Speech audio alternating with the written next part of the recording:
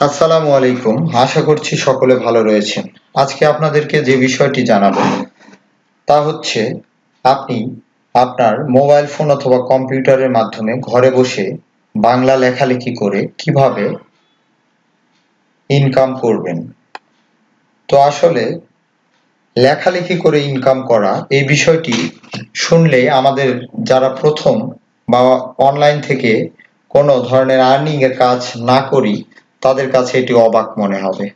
তবে অবাক মনে হলেও সত্য যে বাংলা লেখালেখি করে মোবাইল ফোন অথবা কম্পিউটারের মাধ্যমে প্রতিদিন আধা ঘন্টা থেকে ১ ঘন্টা সময় অতিবাহিত করে আপনি চাইলে ভালো মানের আর্নিং করে ফেলতে পারবেন।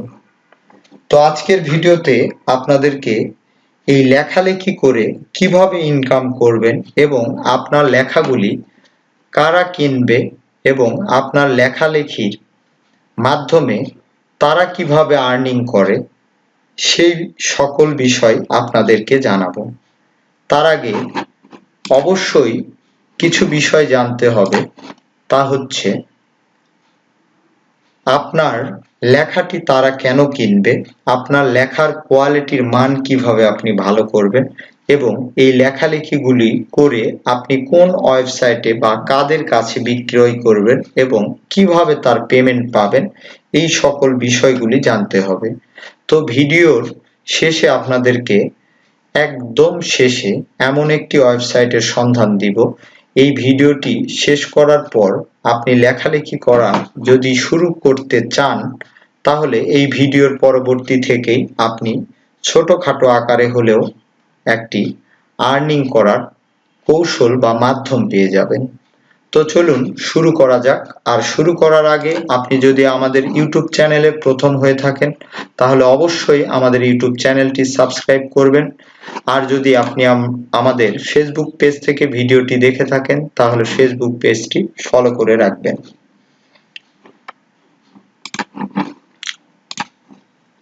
তো দেখুন লেখালেখি করে কিভাবে আর্নিং হয় তা হচ্ছে আপনি দেখুন গুগলে যখন কোনো মানুষ কোনো বিষয়ে জানতে চায় এবং সেটি কিন্তু গুগলে গিয়ে সার্চ করে, ধরুন উদাহরণস্বরূপ আমি এখানে কি কারণে বমি হয় এই বিষয়টি নিয়ে দেখুন সাজেস্টেড কিওয়ার্ড হিসাবে নিচে অসংখ্য কিওয়ার্ড এসেছে, যেখানে নবজাতকের খাবার পর বমি হওয়ার কারণ, বমি না আসার উপায়, বমি না হওয়ার ট্যাবলেট, অর্থাৎ এই কিওয়ার্ডগুলি নিয়ে বা এই টপিকগুলি নিয়ে গুগলে প্রতিনিয়ত মানুষ অসংখ্য হাজার হাজার মিলিয়ন মানুষ বা ভিজিটর সার্চ করতেছে এবং এই বিষয়টি নিয়ে তারা তাদের সমস্যাটির সমাধান করছে। তো দেখুন কি কারণে বমি হয় এই লেখাটি লেখার পরে প্রথমে যে ওয়েবসাইটটি এসেছে তা হচ্ছে প্রথম আলো। তো প্রথম আলো পত্রিকা আমরা সকলে চিনি। তো এখানে দেখুন হঠাৎ বমি কি করব, প্রথম আলো, এটি হচ্ছে হেডলাইন। তো এটি যদি ওপেন করেন তাহলে দেখতে পাবেন এই বিষয়ে সুন্দরভাবে কিছু লেখালেখি করা রয়েছে। তো এই লেখালেখি যিনি করেছেন তিনি কিন্তু এই ওয়েবসাইটের কাছ থেকে ভালো মানের টাকা প্রতিটি পোস্ট আকারে অথবা মান্থলি একটি কন্ট্রাক্ট বেসে জব সিস্টেমে ঘরে বসে আর্নিং করছে।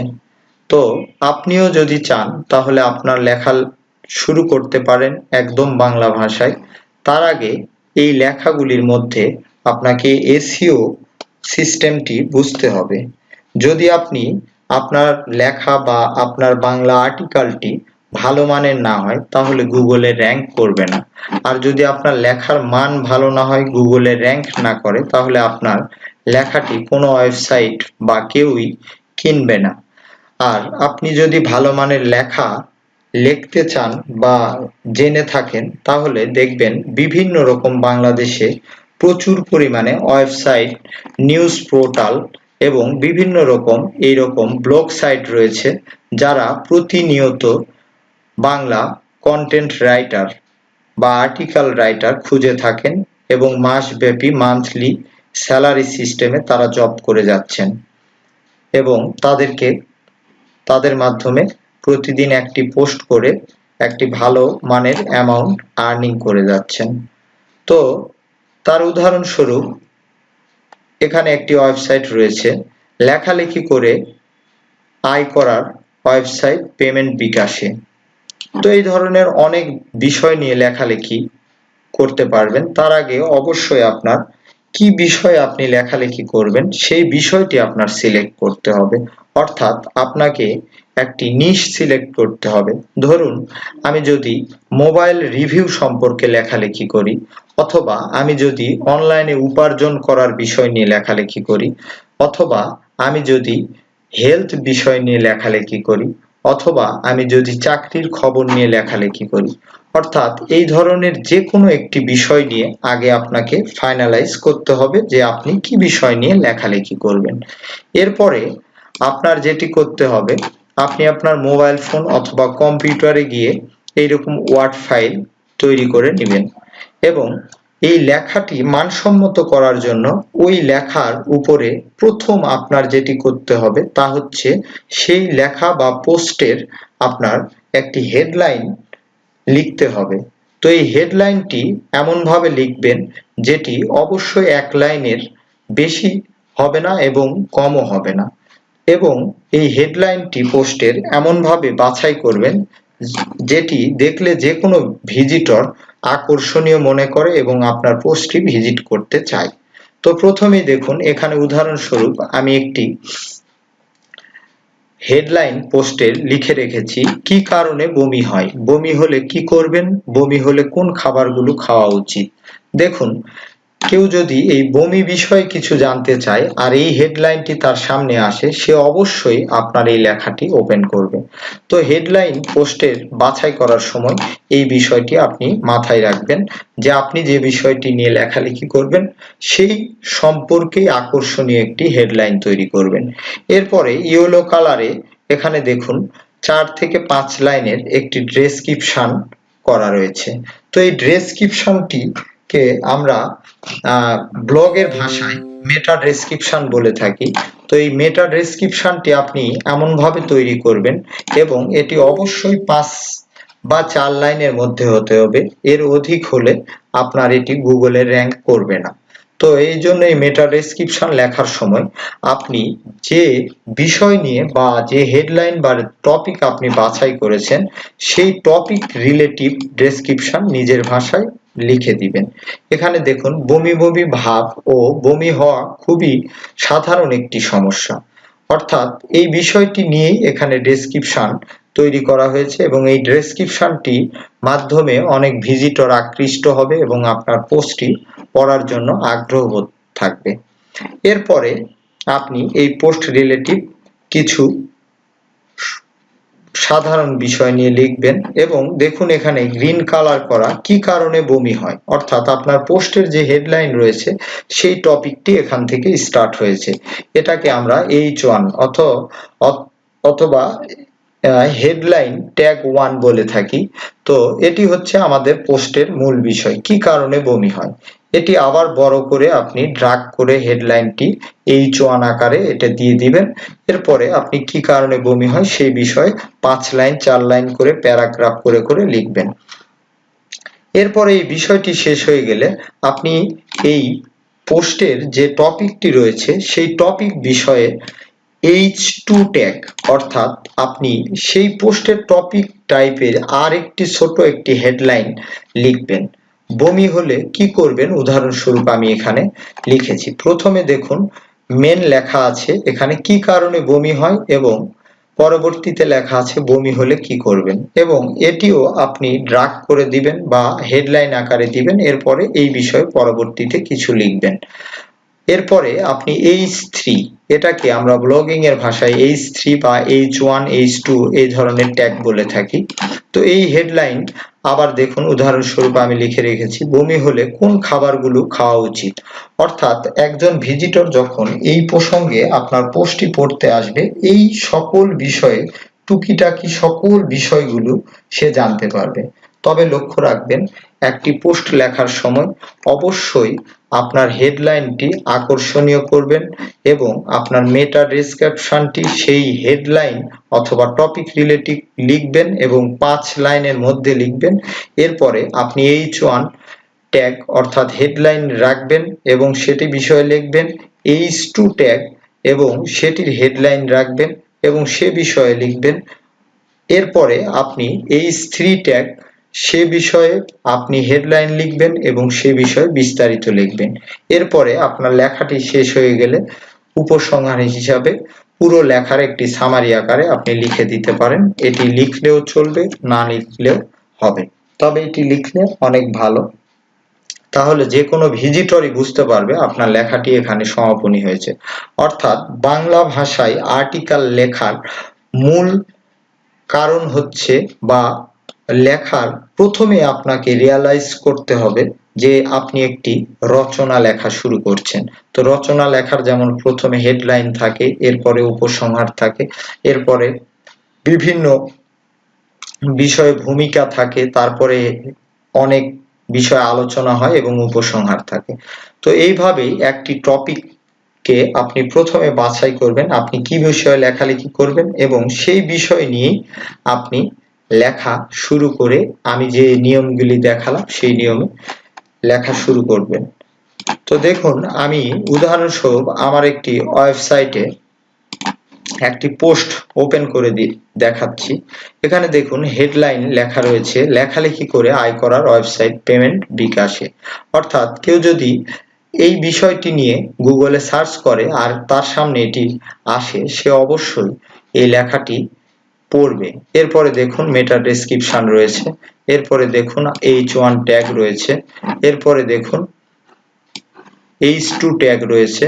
এরকম ভাবে সুন্দরভাবে লেখাটি পরিপূর্ণভাবে সাজিয়ে 1000 থেকে 1500 ওয়ার্ড অথবা 500 থেকে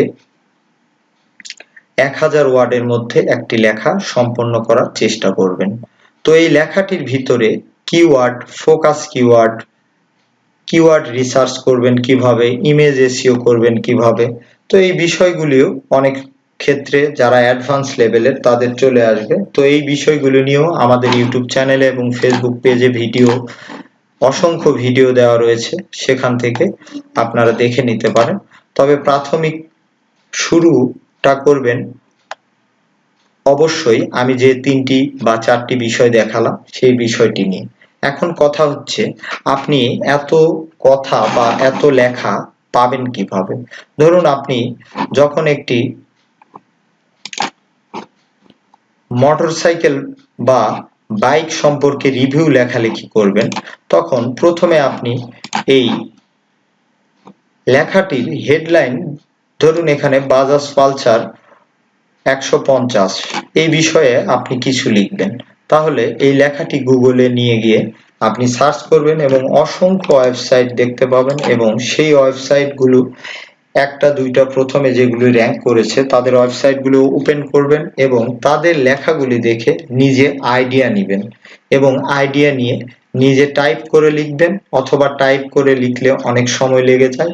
সেক্ষেত্রে আপনি আমার নিজের বাস্তব অভিজ্ঞতা, অর্থাৎ যে ওয়েবসাইট দেখাতেছি এই ওয়েবসাইটে কিভাবে আমি লেখালেখি করি তার খুব শর্টকাট মাধ্যম হচ্ছে আপনি আপনার মোবাইল ফোনের মাধ্যমে ভয়েস রেকর্ড করে লেখালেখি খুব দ্রুত করতে পারেন।